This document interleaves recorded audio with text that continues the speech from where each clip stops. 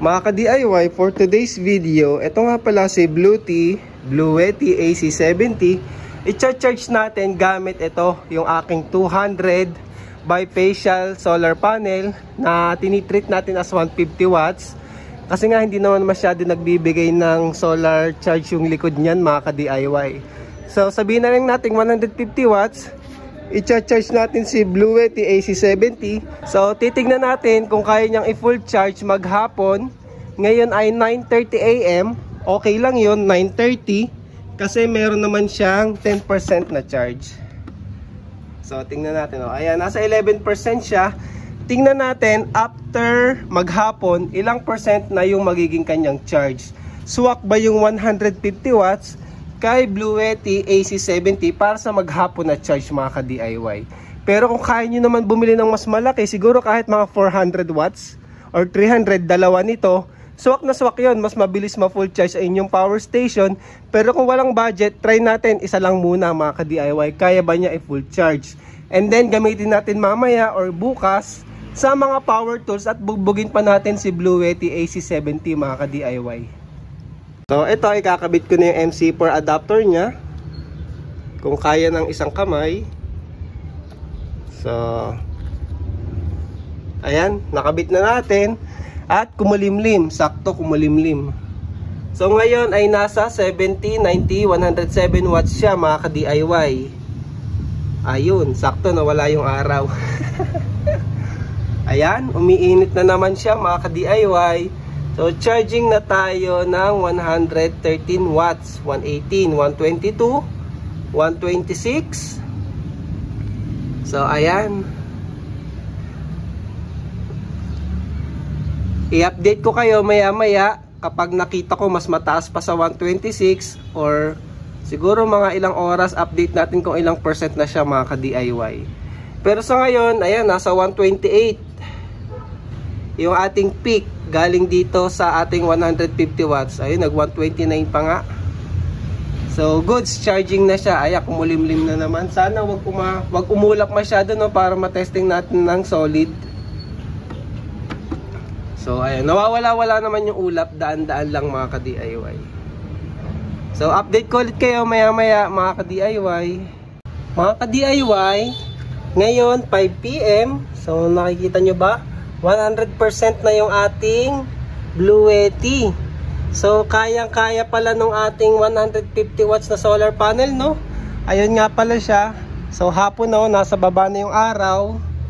So, ayan, 100% na yung ating Bluetti. So, kayang-kaya. So, pwede naman. Kaya yung 150 watts, mapupuno na siya maghapon, mga ka-DIY. So kung wala pa kayong budget, kahit 150 watts lang, okay na yun mga ka-DIY. And then, testingin naman natin siya sa mga heavy load mga ka-DIY. So ayan, di ba nga, na-full charge na natin ng solar ang ating Bluetti. Ngayon, testingin naman natin siya sa mga power tools. Ito ay yung grinder ko from Inco. Ito ay nasa 750 watts. So try natin kung kakayanin niya yung surge mga ka-DIY. Earn natin yung AC. So, ayan. Try natin. Kaya niya kaya?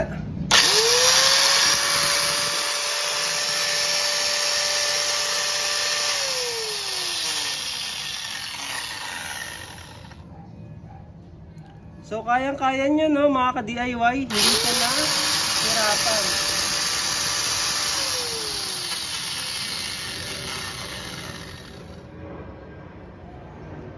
So, pansinin nyo, nagsasurge siya ng nasa 800 watts mga ka-DIY.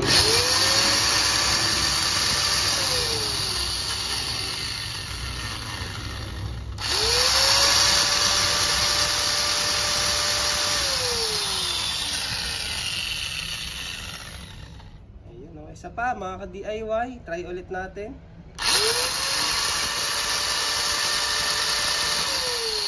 So, goods, kayang-kaya niya ang ating grinder. Nakikita ko lang, no, nagsusurge siya ng 750, 800 tapos nag-i-stay na siya sa 300 to 400 mga ka-DIY. So goods. Try naman natin itong isa pang Inco na tools. 'Di ba? May collection tayo ng Inco na tools. Inco, baka naman. So Barena mga ka-DIY, try din natin.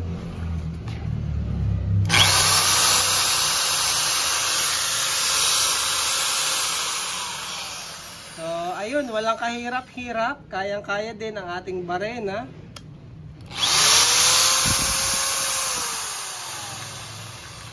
So, basic lang mga ka-DIY. Pwede na tayo magtrabaho dito sa taas kasi meron na tayong power station, meron na akong pagsasaksakan. So ngayon, subukan naman natin yung lagpas sa 1000 watts. Kasi itong mga to kaya naman kasi sa rated niya 1000, so 750, 650, kaya niya kahit mag-spike man yan kasi yung 2000 naman yung surge natin. Ngayon, try naman natin yung electric kettle. Kasi alam ko ito more than 1000 watts. So subukan natin mga ka-DIY. Ayan.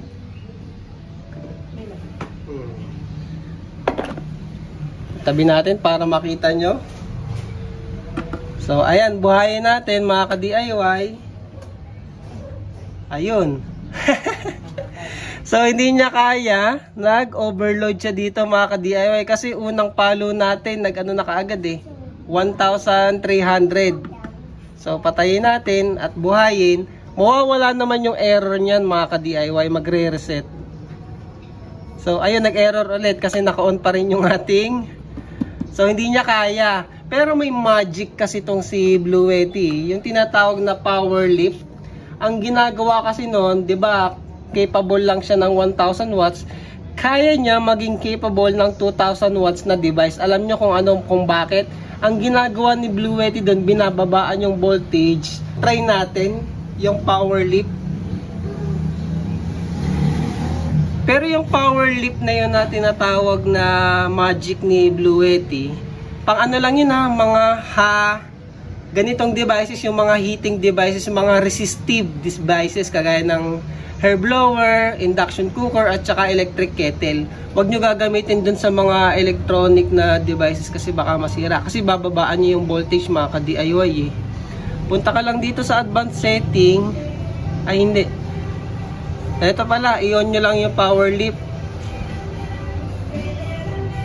So ayan, naka-on na. Subukan natin ngayon yung electric kettle.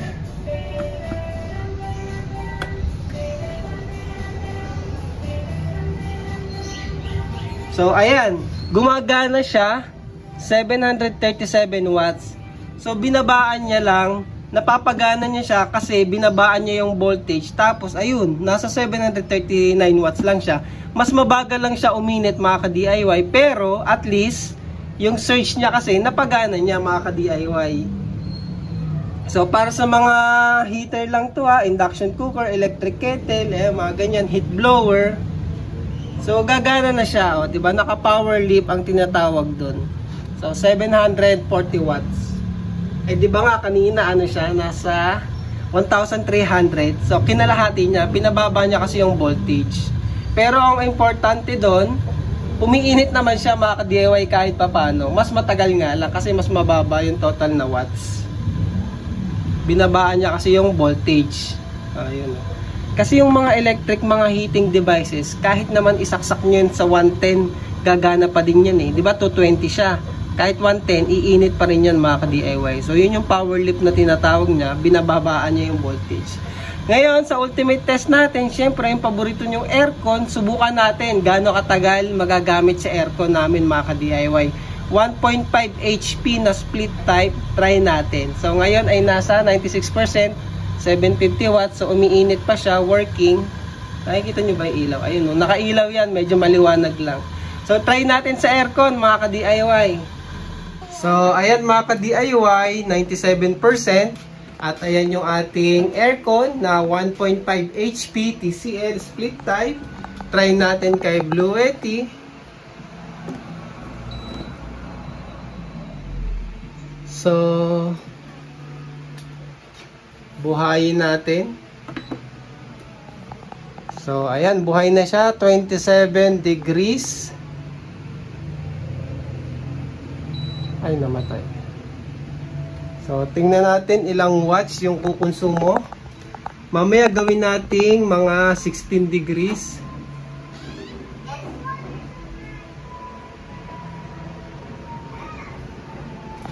So, ayan siya. Gumagana na siya mga ka-DIY. 26. So, hindi pa siya sumisipa. Hintayin lang natin konti para makita natin yung actual. So, ayan, unti-unti na siyang tumataas mga ka-DIY. So, check natin kung kakayanin niya yung surge. Kung lalagpas ba yan ng 1,000 watts. Naka 97 degrees ha, mamaya gawin nating 17 or 16 degrees.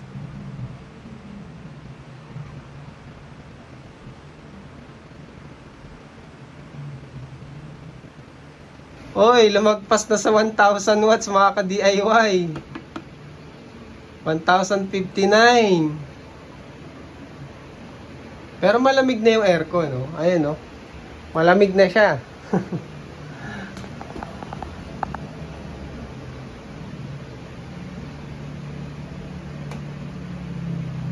So, kaya naman pala niya, no? Kahit lagpas 1,000 mga ka-DIY. Basta konti lang siguro. Huwag lang siguro aabot ng 1,300. So, nasa 1,100 na siya. At tumataas pa. Mukhang kailangan ko na ipalinis tong aircon na to, ah. Malakas na siya kumonsumo ng kuryente.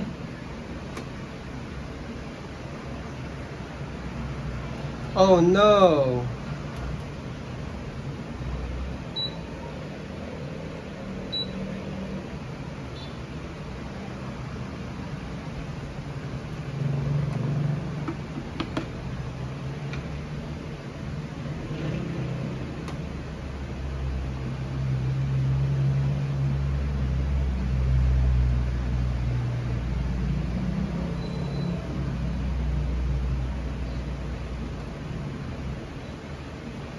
So, ginawa ko siyang eco mode mga ka-DIY. Ito, 27 degrees eco mode. So, ayun, bumaba na siya.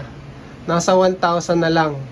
Kasi yung 1.3 baka mamatay na naman siya eh. Pero ayan, sa eco mode, 27 degrees. So, less than 1,000 watts naman siya. Kayang-kaya ng ating power station ni AC70. Kaso yun nga lang, magagamit nyo siya base sa kanyang calculation, 0.7 hour lang mga ka-DIY. So wala pang isang oras yun siya magagamit. Kasi nga, yung battery capacity natin ay 768 watt hours lang at mas mataas yung konsumo natin. So in less than 1 hour natin yan magagamit. Unless yung aircon natin kapag malamig na, syempre bababa naman yung wattage niyan kasi inverter type yan. So siguro mga isang oras mahigit natin yan magagamit mga ka-DIY. Pero yun naman ay testing lang. Hindi ko talaga to gagamitin sa aircon. Gusto ko lang ipakita sa inyo na kayang-kaya niya buhayin yung 1.5 HP na aircon. So ngayon ay 27 degrees eco mode. Try natin turbo. So ilang watts kaya abutin yon? Yung turbo ay 16 degrees Celsius yan. And then tingnan natin ilang watts kung mamamatay yung ating inverter. Tumataas na ulit siya. Kanina umabot ng 1.3. 27 degrees, normal mode. Tapos, ginawa nating eco mode, bumaba siya ng 1,000 watts. Nasa 900. Ngayon, ginawa naman natin turbo, 16 degrees. So, tingnan natin kung ilang watts aabot, kung mamamatay ba siya.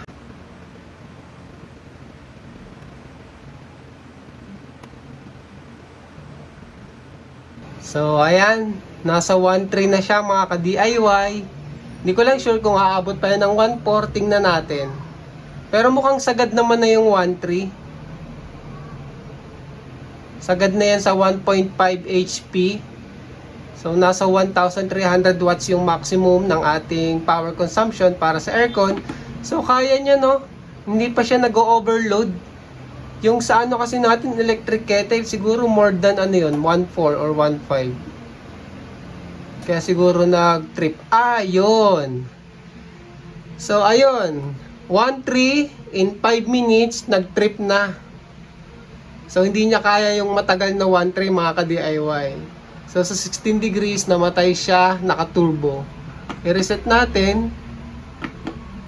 So, i-ano lang natin.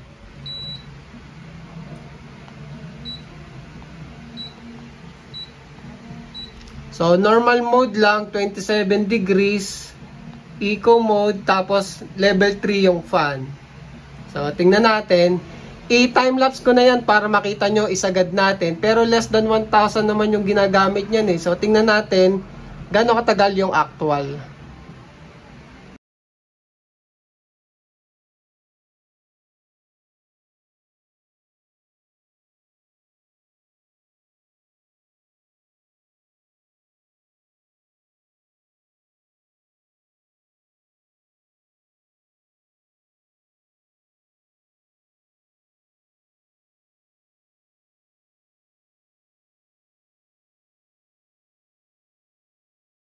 So, ayun mga ka-DIY, nasa 4% na lang yung ating power station.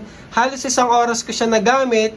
Na-test natin, no? Talagang nasa 800, 700 to 900 watts continuous. So, goods na goods yung inverter. Yun nga lang, hindi natin siya magagamit ng matagal sa aircon. So, magagamit lang siya ng mga isang oras mga ka-DIY. So, dito sa aming split type 1.5 HP na aircon. So, pang emergency lang naman or gusto niya lang subukan. Pero hindi naman talaga siya recommended. Hindi naman siya purposely made para sa aircon mga ka-DIY. So, backup to para sa mga laptop, electric fan, para sa camping, outdoor activities. Dahil portable power station to, hindi siya home backup mga ka-DIY. Pero at least nasubukan natin isang oras continuous yung ating AC output na halos sagad sa 1,000 watts, goods na goods, hindi tayo nagka-problema. Siyempre, kapag lumagpas lang sa 1,000, nagkakaroon ng overload, which is good kasi merong protection at na-test natin yung overload protection ng ating Blue Yeti AC70. So, yun lang mga ka-DIY and thank you for watching. Siya nga pala, baka hindi nyo pa napanood yung unang video, sali kayo sa raffle kasi merong 3 winners na pipiliin doon mga ka-DIY. So, yun lang, maraming salamat and thank you for watching.